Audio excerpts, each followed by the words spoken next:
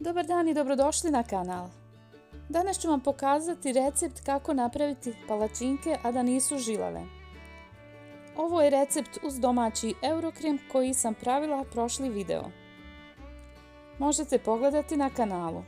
Odlična kombinacija, probajte i uvjerite se sami. Sastojke možete povećati po želji. Najprije umutiti jedno jaje. Pisani recept je ispod videa. Dodati 100 ml mlijeka i 100 ml vode. Sve promiješati.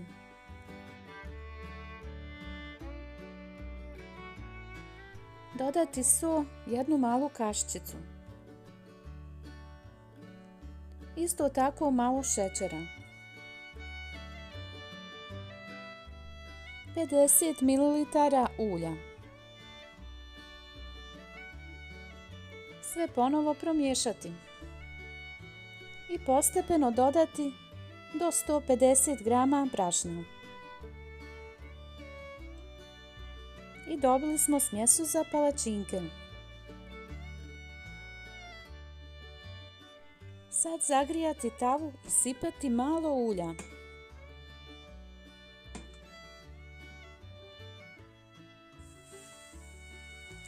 Kutljačom zgrabiti smjesu i rasporediti preko cijele tave.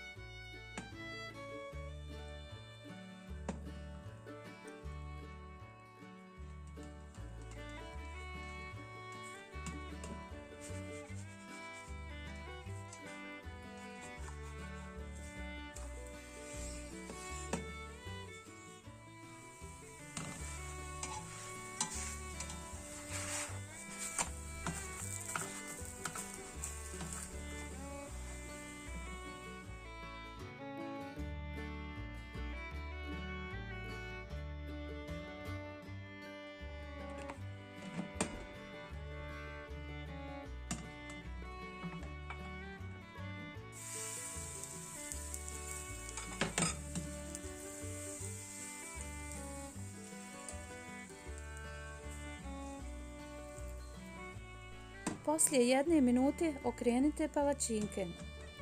Isto tako pecite i sa druge strane.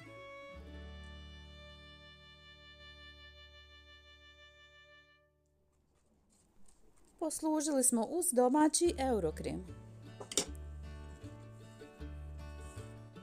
Prijatno vam želimo i puno pozdrava do sljedećeg videa.